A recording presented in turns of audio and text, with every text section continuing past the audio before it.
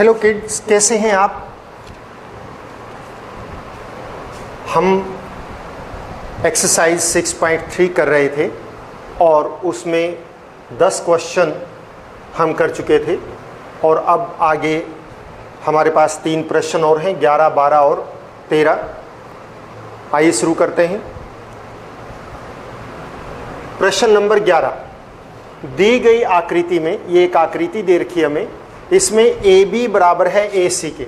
ये A B ए सी के बराबर है वाले एक समबाहु त्रिभुज ए बी सी की बढ़ाई गई भुजा सी बी पर स्थित ई बिंदु, सी बी को बढ़ाया गया है और उस पर ई बिंदु स्थित है। तो सिद्ध कीजिए कि त्रिभुज ए बी डी, ये त्रिभुज ए बी डी और त्रिभुज सी ई एफ जो है, ये जो ई सी एफ, ये त्रिभुज समरूप है। कौन कौन सी? ए बी डी त्रिभुज और ई सी एफ त्रिभुज, ये समरूप सिद्ध करनी। क्या दिया गया है देखिए, दिया है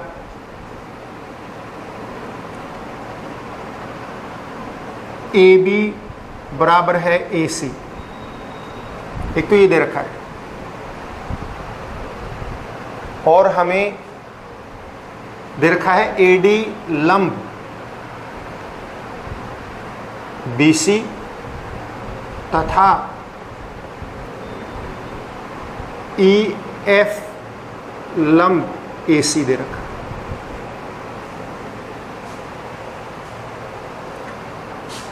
अब इसके बाद हल देखिए, या सिद्ध क्या करना है आप पहले वो देख लीजिए, फिर उसके बाद हल सिद्ध करना है।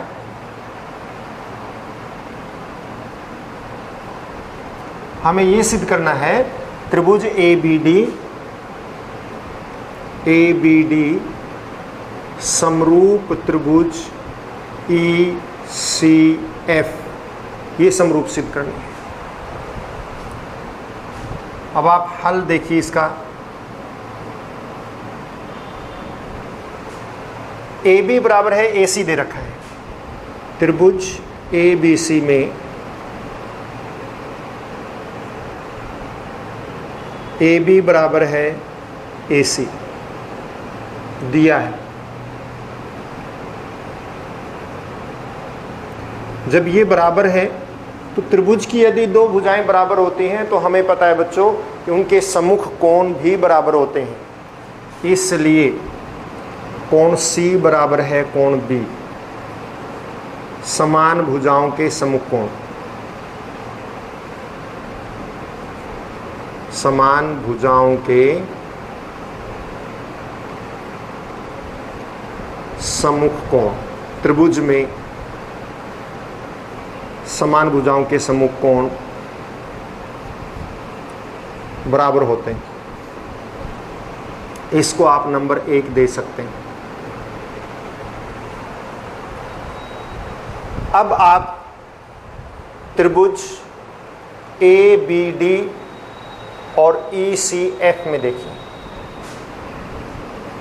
त्रिभुज ए बी डी तथा त्रिभुज ई सी एफ में ए बी डी का कोण B बराबर है कोण ई सी एफ का कोण C, समीकरण 1 से सिद्ध किया जा चुका है, समीकरण 1 द्वारा। ये दोनों बराबर है क्योंकि ये समान भुजाओं के सम्मुख कोण।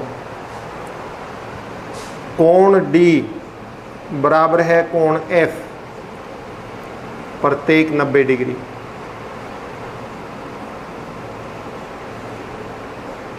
क्योंकि ये लंब है, दे रखा है, इसलिए त्रिभुज ए बी डी समरूप त्रिभुज ई सी एफ कोण समरूपता से ये त्रिभुजें समरूप हो गई। यही करना था। सबसे पहले हमने ए बी बराबर ए सी लेके कोण बी और सी दोनों बराबर कर दिए, कोण बी और सी बराबर हो गए। तो अब हमने त्रिभुज ए बी डी और ई सी एफ ली। ए बी डी का कोण बी और ई सी एफ का कोण सी बराबर है, और कोण इसका डी 90 डिग्री का, इसका कोण एफ 90 डिग्री का, कोण से दोनों त्रिभुजें समरूप हो गए। इसके बाद सवाल नंबर 12वां सवाल देखिए। 12वें सवाल में स्टेटमेंट पढ़िए आप। एक त्रिभुज ए बी सी की भुजाएं ए बी और बी सी तथा मध्यिका ए डी। त्रिभुज ए बी सी की भुजाएं ए बी और बी सी तथा मध्यिका ए डी एक अन्य त्रिभुज पी क्यू आर की क्रमशः भुजाओं पी क्यू क्यू आर तथा मध्यिका पी एम को के समानुपाती हैं। तो सबसे पहले तो हम चित्र बना लेते हैं, उससे पता लगेगा। त्रिभुज ए बी सी, ये त्रिभुज ए बी सी और ये त्रिभुज पी क्यू आर।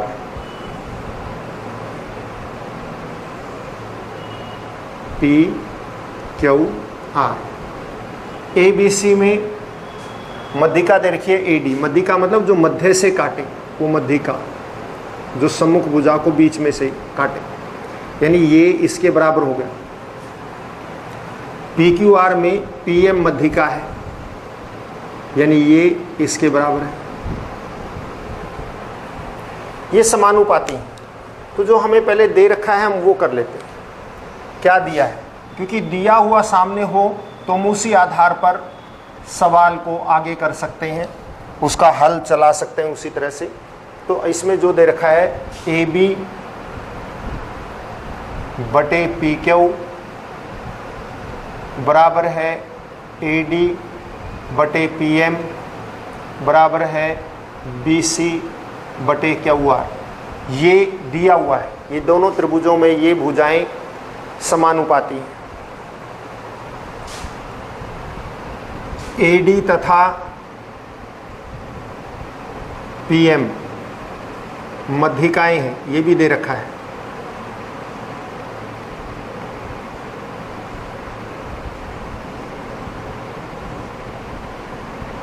ये भी दिया हुआ है।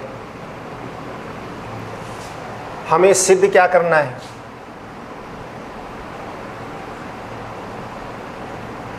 सिद्ध करना है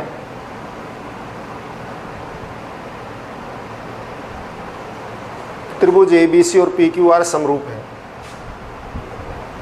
त्रिभुज ए बी सी समरूप त्रिभुज पी क्यू आर। तो बहुत ही आसान है बच्चों, इसमें आप हल देखिए इसका क्या है। सबसे पहले आप ये देखिए,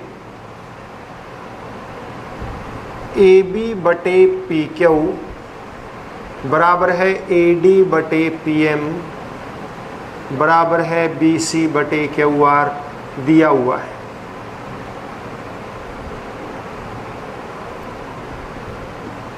और बी सी के ऊपर ए डी मध्यिका है, क्यू आर पर मध्यिका क्या है, पी एम।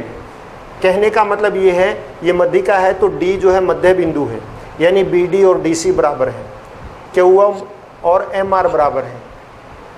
तो आप इसको यूं भी तो लिख सकते हैं कि ए बी बटे पी क्यू बराबर है ए डी बटे पी एम बराबर है 1/2 बी सी बराबर है 1/2 क्यू आर। और बी सी का आधा और क्यू आर का आधा आप ले लीजिए, बी सी का आधा बी डी और क्यू आर का आधा क्यू एम। ऐसा क्यों हुआ, क्योंकि ये मध्यिका है। आप कारण भी दे सकते हैं, क्योंकि ए डी तथा पी एम मध्यिकाएं हैं।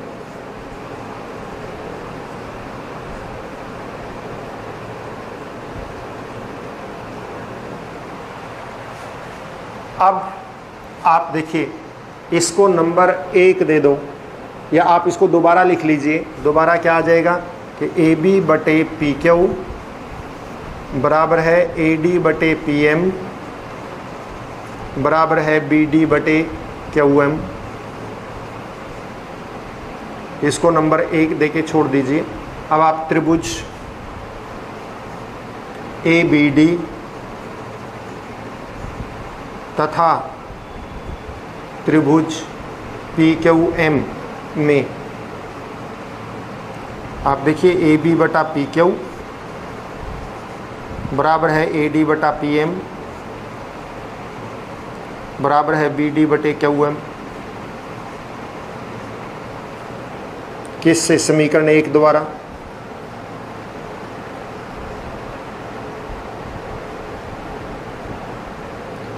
और आप ये देखिए बच्चों, त्रिभुज ए बी डी और पी क्यू एम में ए बी इसकी भुजा है, पी क्यू इसकी भुजा है, ए डी इसकी भुजा है, पी एम इसकी है और बी डी इसकी भुजा है और क्यू एम इसकी भुजा है। यानी तीनों भुजाएं आपस में समानुपातिक है। और समानुपातिक है तो इसका मतलब क्या हुआ? त्रिभुज ए बी डी समरूप त्रिभुज पी क्यू एम। कौन सी समरूपता लगी है? भुजा भुजा भुजा समरूपता। भुजा भुजा भुजा समरूपता से तीनों त्रिभुजें समरूप हो।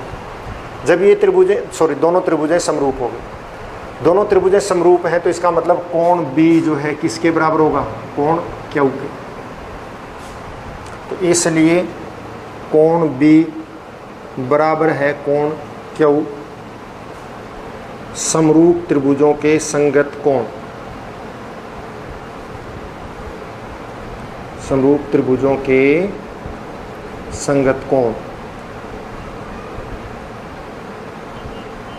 त्रिभुजों की बजाय आप इस तरह से लिख सकते हैं। इसको नंबर 2 दे दीजिए। अब आप त्रिभुज ए बी सी और पी क्यू आर में आ जाइए। त्रिभुज ए बी सी तथा त्रिभुज पी क्यू आर में ए बी बटा पी क्यू बराबर है बी सी बटे क्यू आर दिया है। और कोण बी बराबर है कोण क्यू सिद्ध किया जा चुका है 2 से। या आप यूं भी लिख सकते हैं, सिद्ध किया जा चुका है।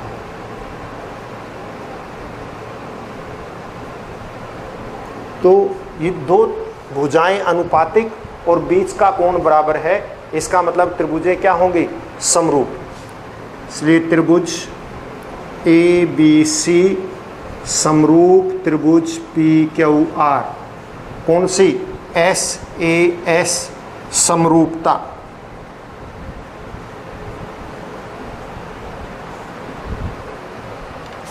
ये समरूपता लग गई। और इसके बाद सवाल नंबर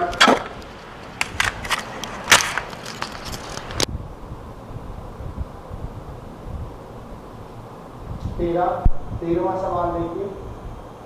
आप देखिए इसके अंदर हमने क्या किया है, मैं एक बार पुनः रिपीट कर देता हूं इसको कि इसमें हमने सबसे पहले क्या किया। बिल्कुल आसान सी बात है। सबसे पहले हमने त्रिभुज ए बी सी और पी क्यू आर में जो समरूप सिद्ध करनी थी, इसमें जो दे रखा है ये दो भुजाओं और इस मध्यिका का ये समानुपाती हैं, ये दे रखा है। और हमने क्या किया कि AD जो है इस पे मध्यिका है, इस करके BC की जगह 1/2 BC और QR की जगह 1/2 QR, और BC का आधा BD है और QR का आधा QM है। तो AB PQ यानी AB AD और BD ये इसमें PQ PM और QM के समानुपाती हैं। समानुपाती हैं तो ये दोनों त्रिभुजें समरूप हो गई। समरूप हो गई तो इसका मतलब कोण B और कोण Q बराबर होंगे, क्योंकि समरूप त्रिभुजों के संगत कोण बराबर होते हैं। फिर हमने त्रिभुज ABC और PQR ले लिया। ABC में AB और BC PQ और QR के समानुपाती हैं और कोण B कोण Q के बराबर हमने सिद्ध कर लिया है। इसलिए त्रिभुज ABC और PQR समरूप होंगे SAS समरूपता से।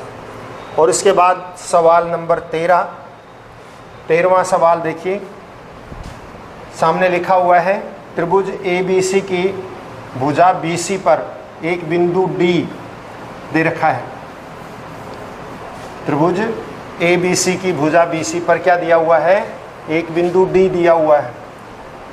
और आप देखिए D किस प्रकार स्थित है कि कोण ADC जो है कोण BAC के बराबर है। कोण ADC कोण BAC के बराबर है। तो पहले हम सबसे पहले त्रिभुज ABC ड्रॉ कर लेते हैं। त्रिभुज ये ABC हो, ABC, और इस पर कोण D दे रखा है, सॉरी एक बिंदु D दे रखा है और वो D इस तरह से है कि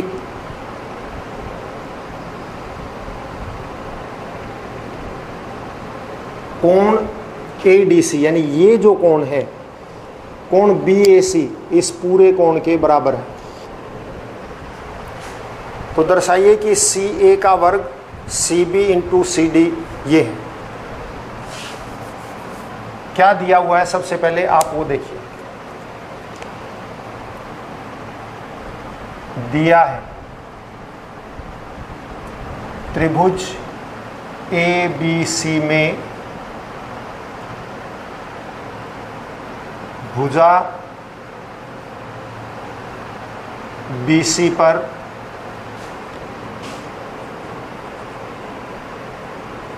बिंदु D और कोण ADC बराबर है कोण BAC, ये दे रखा है। क्या सिद्ध करना है या क्या दर्शाना है?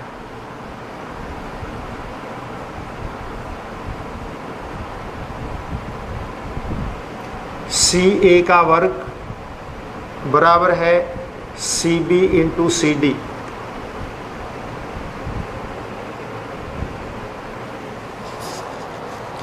तो सबसे पहले बच्चों हमने ये देखना है कि हमने करना क्या है।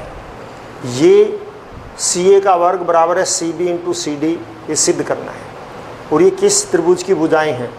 ये ABC और ADC त्रिभुज की भुजाएं हैं। आप इन दोनों त्रिभुजों को पहले समरूप सिद्ध कर लें। कौन कौन सी त्रिभुजें हैं? ADC और BAC, ये दो त्रिभुजें हैं। तो हल देखिए इसका प्रमाण यानी कि उपपत्ति। त्रिभुज ADC तथा त्रिभुज BAC में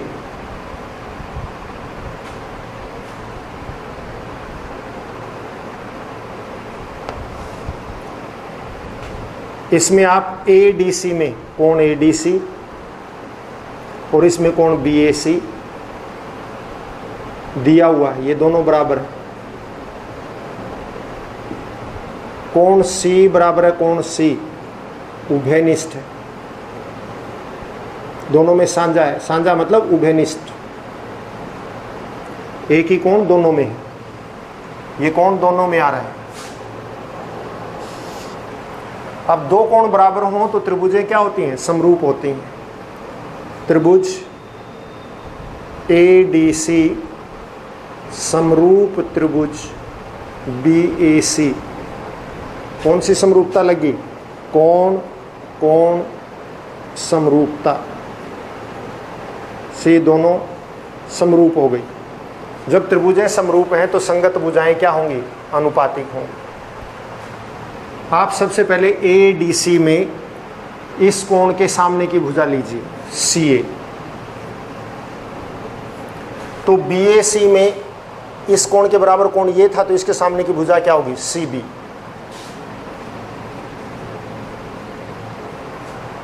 फिर आप इसमें ADC में कोण भुजा CD लीजिए। भुजा क्या ले ली? CD।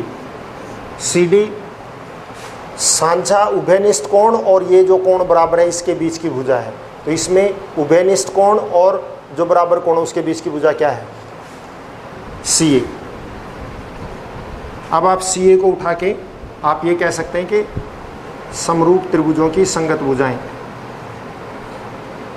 समरूप त्रिभुजों की संगत भुजाएं अनुपातिक होती हैं।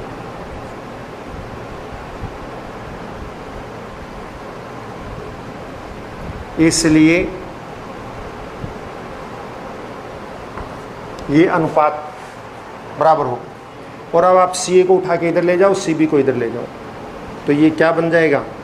CA का इंटू CA बराबर है CB इंटू CD, और CA इंटू CA का मतलब CA वर्ग बराबर है CB इंटू CD। यही हमने सिद्ध करना था। आज के लिए इतना ही। घर पर रहें, स्वस्थ रहें, अपना काम हर रोज़ करें और बड़ों का सम्मान करें। Have a nice day.